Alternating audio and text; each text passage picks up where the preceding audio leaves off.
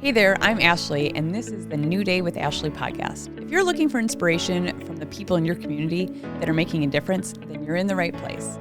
Get ready to be encouraged by the stories of my guests who have taken risks, overcome challenges, and created opportunities. It's time to make the most of your new day.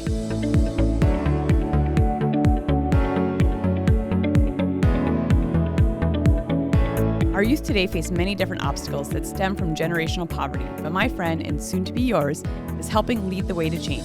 John Fisher is the Executive Director of Friends of the Children here in Fargo, North Dakota, and he's helping redefine youth mentoring to create lasting change. Hi, John. Welcome to New Day. So excited for you to be here. I am thrilled to be here. And it is a new day. It is a new day. And it's a great day because you're here, and you are truly one of my favorite people. Oh, you're so nice. I don't know if I can have many people in my life that say that, so that's really nice. Well, anyone that would know you would probably say the same. You're very kind. Thank you. So, okay. The reason you're here, you're the Executive Director of Friends of the Children here in Fargo. Mm-hmm. And I want you to tell people a little bit about like your role and like who Friends of the Children is. Sure.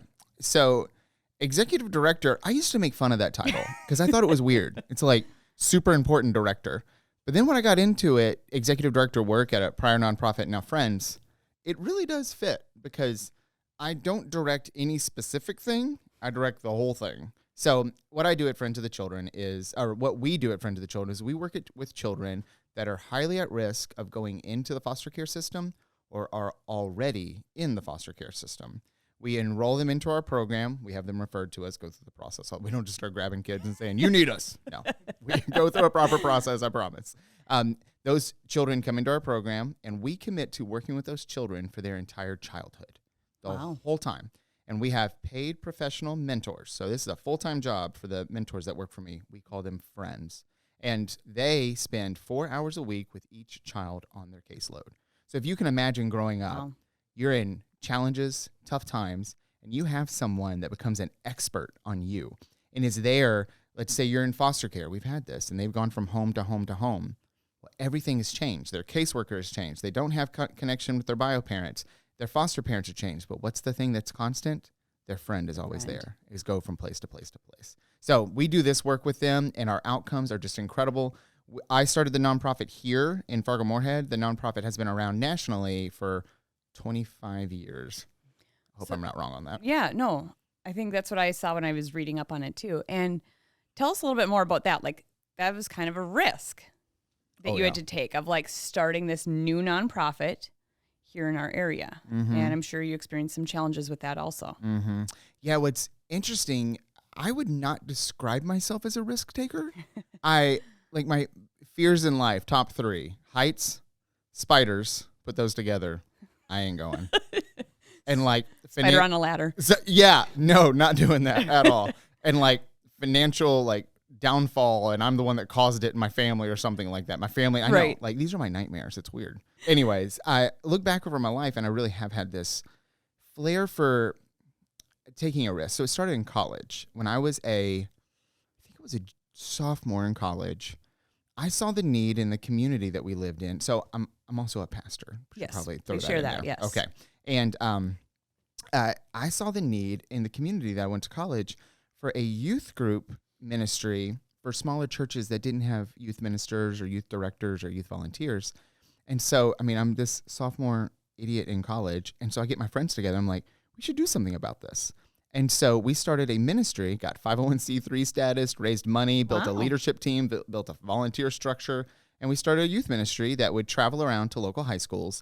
Usually in the evenings, we had small groups, we had worship gatherings, we did all this stuff with it. It was really neat. And I look back on that, I'm like, one, that anyone trusted me with anything is, we need to check on these people. But then two, that I really see that as like something from the Lord that put it in me to see a need, figure it out, and take a step of faith to see what would happen. Right. Take a risk. Take a risk. Yeah, there we go. Take a risk. And so I did that for a couple years. Long pause with that. I'm looking over, like I gravitated towards, again, in the ministry side of things, working with churches that were struggling or were new. And I just really saw this in me of there's a need. Let's meet that need. And meeting that need might mean taking a risk and starting something that's not there already. Right. And I decide I want to get my Master of Divinity and did that process. And even that I went to this preview day, and I'm in this department that is all about missions. So missions, helping people overseas or helping people in the U.S. And they said, okay, if you want to go with the overseas group, go over this with this professor. And if you want to go with the people in North America, over here.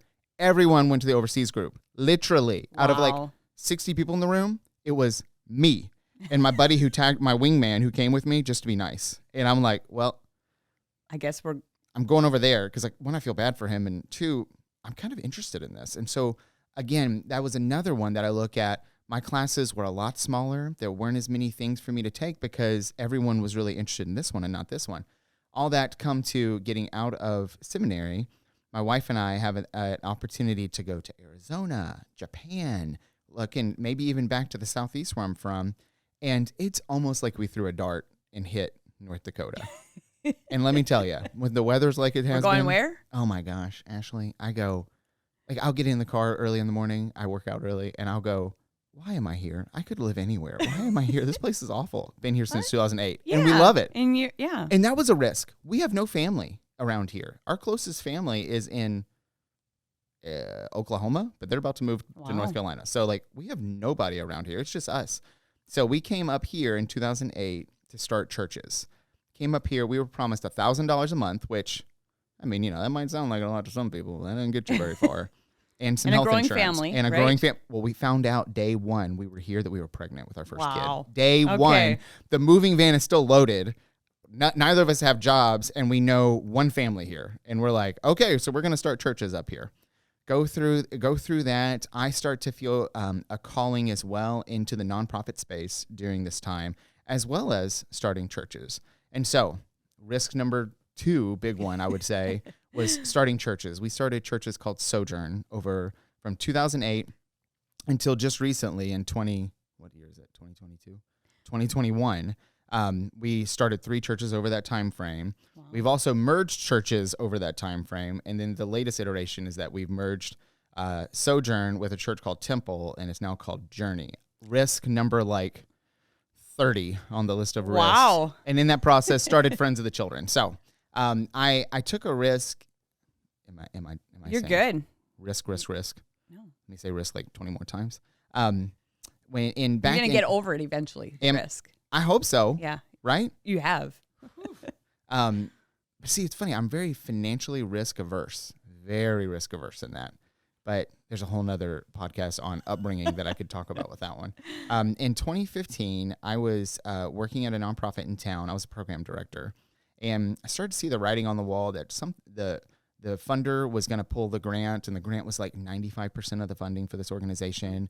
And there was really nothing we could do about it. So I started exploring, is there an opportunity to be an executive director? Well, I interviewed for a small nonprofit in time. It's called Charism, or was called Charism. It's actually just right by the studio here, just 2 blocks away. Right. And I ran that. Well, the first day I get in, I'm talking to the board and to my predecessor, and I go, let me see the finances. How are things?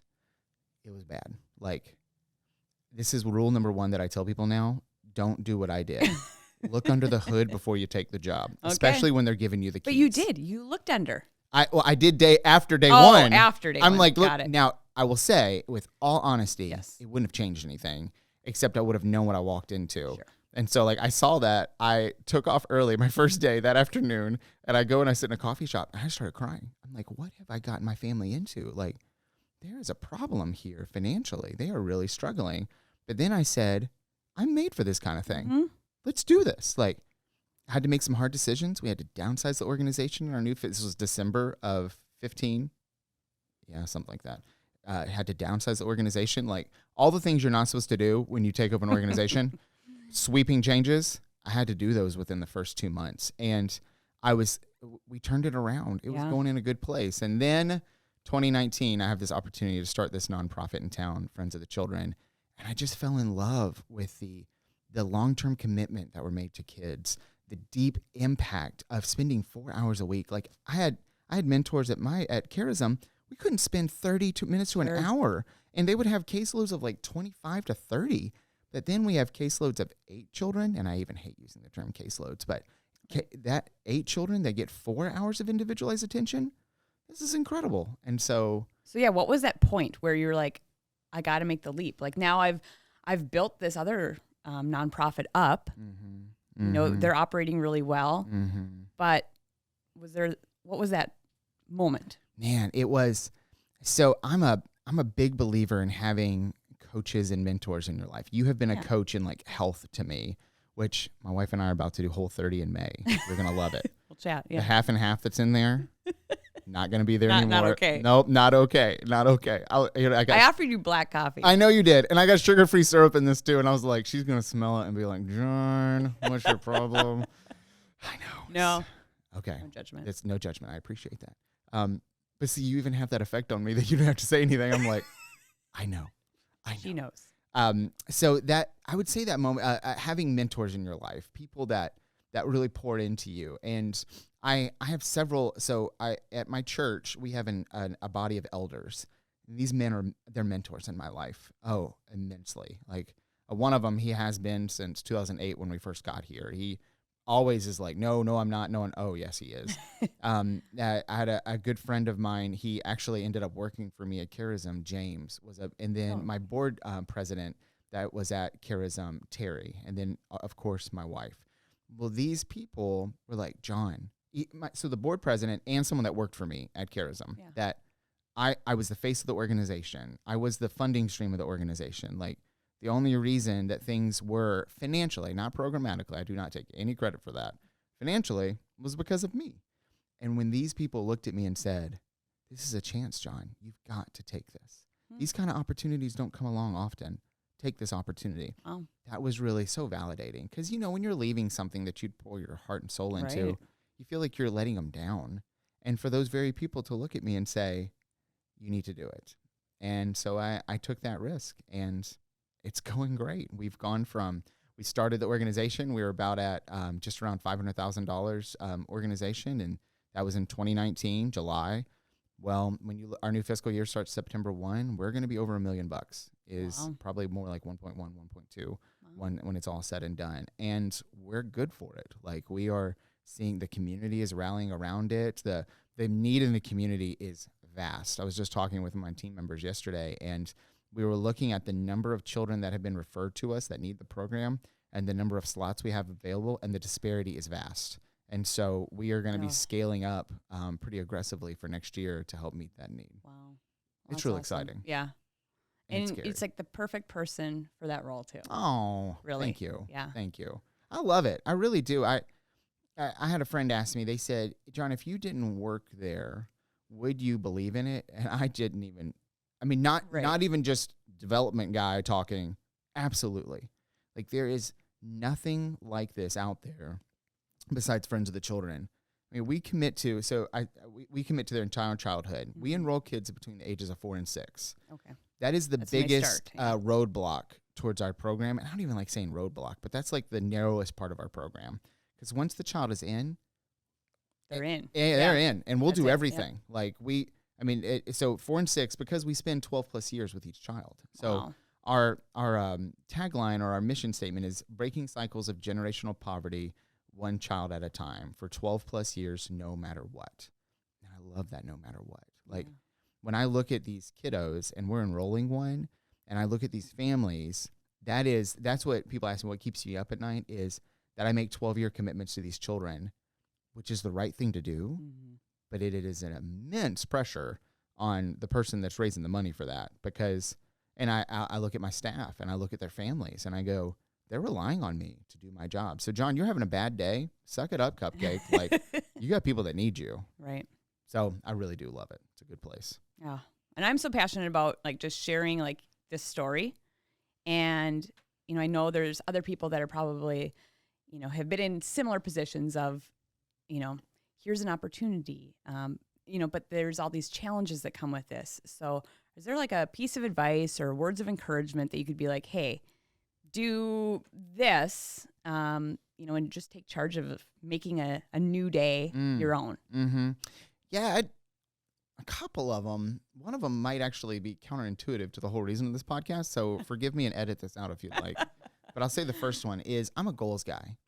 And Ashley knows this because I like goals. Like when we started meeting, I'm like, I want to achieve this. And you're like, okay, well, if that helps you, let's do it. And so I break up challenges into goals. So I have a goal of, so in our fiscal year starts September 1, I have a goal of raising $1.2 million. Okay. Well, I don't need to start on that September 2. Like we need to start on that April before, that kind of a thing. And I set myself benchmarks. And I'm fine with external goals. That is absolutely fine. I tell most people, you don't need to do that with me because I'm pretty aggressive with the goals, and if I don't achieve them, I'm really hard on myself for not achieving them. But I get organizationally, like my board of directors and all that stuff, and they've learned that. The other thing that I like to put in perspective of when I meet challenges, so I like to think of myself as a student of history. So I'm a student of the Bible, and I read the Bible every day, the whole Bible, not just New Testament, Old and New. Then I love history. So I've been studying presidential history for the last 2+ years. And I started in the first administration with George Washington. But then I backed it up. I went, I need to go back to the founding of the country. Like, let's go back before that because those did not happen at the same time. And so backed it up a little bit. This all started when COVID hit. When COVID hit, I got down the rabbit hole. Oh, I did. But was like, the word unprecedented just really irritated me. I went, this has happened before. That word does not mean. So words, they have meaning to me. And that does not mean what they were saying it meant. So unprecedented means it had not happened, but it had happened in 1918. And it went worldwide. And it actually happened before that, but that's a whole nother thing. And I said, how did leaders deal with that then? So I started reading about pastors that were alive during that time. I started reading about politicians. And then I got to Woodrow Wilson. He was the president during that time. And it was interesting to see how they traversed it. So then pivot, wait, we're going through a lot of turmoil as humans right now. Mm-hmm. But to say that this hasn't happened before is kind of crazy. So then I started. So all that to say, I bet you I could tell you a name of a president that you would not even know who they were. Oh, I'm sure. And they were the leader of the free world. So I put all this in perspective, not to put you down, Ashley, at all. I said that, so Rutherford B. Hayes. Yeah, I didn't know I was going to have a test. I know. Did you not know that? I didn't study. You didn't get my brief beforehand? I did not study, no. Dang it. So Rutherford B. Hayes is actually one of my favorite presidents. My children make fun of his name. They think it's hilarious. He's the leader of a free world. Helped hold off the Civil War. The Civil War would have happened a lot earlier if he hadn't done it. Nobody really knows who he is. Here's the last part when I meet challenges. That in the big scheme of existence, my life is but a blip. But True. in that blip, I have an opportunity to do much. But I'm a blip. I can't tell you the name of my great-great-grandparents. Could barely tell you the names of my great-grandparents. And so in 2 generations from now, the best you're going to have is that maybe someone in your family remembers you. But let's make the best of what we have. Let's make the impact. And so from a faith perspective, that's where my faith is even more important because that is eternal. The things that I do on this earth, I have a friend, he's an architect in town, and he loves building these buildings, but he goes, John, I have this moment sometimes where I look at the building and go, it will be knocked down. I am toiling this much for something that will be knocked down. Oh, yeah. And it's a good perspective for me to one, that I'm not Mr. Important, that I'm a man and I have an opportunity to help people. Let me take that opportunity. So hope that doesn't hurt your new day thing, but no, I think that's like making the most of each new day. Like it really is. That's what I think. And like, I want to make an impact, but at the same time, that's okay if nobody remembers me in 2 generations. I did the best I could here, and then I've got eternity, so we're good. And you are making a great impact. You really are. So how can people find out more about you, Friends of the Children here in Fargo? Sure. So with Friends of the Children, you can go to Friends of the Children, Fargo-Moorhead. That's a mouthful, isn't it? .org. You can just Google Friends of the Children, and with you being local, you'll find the one here. It has our story, has about our information. We've got 6 friends right now. We're about to scale up to 9. Wow. I've got 2 program people, add a third one. So, I mean, we're aggressively scaling to meet the need. And then from the church perspective, because we just merged these churches and it's just one incremental step after another, which is fine. Sometimes I'm like a bull in a china shop, so I'm having to make myself not be that right now. is we don't currently have a website, but you can go to Facebook, type in Journey Church Fargo-Moorhead. It will come up there. If you have an inkling to listen to a sermon, they're all online. You can hear more of John. You can hear more of John. You can hear more of John. Just talking. Oh, well, thank you so much, John, for being here. It means so much to me that you would join me. And yeah, I'm so glad you could share your story. Well, thank you. And I'm so excited about this. Like this whole New Day thing, this is just perfect for you, Ashley. And I think you bring in like your faith and the fitness and your positive attitude and all that stuff. Like people are really going to be package. blessed. A nice little, this is the Ashley package here. This is what she does. And I just think that's going to be such a neat thing to be out there. So good for you. And I'm excited to see where this goes. Thank you so much. And I'll come back if I didn't talk too much this time. Just saying. Wow, what a great episode. Thank you so much for joining me for New Day with Ashley. And remember to make the most of your new day.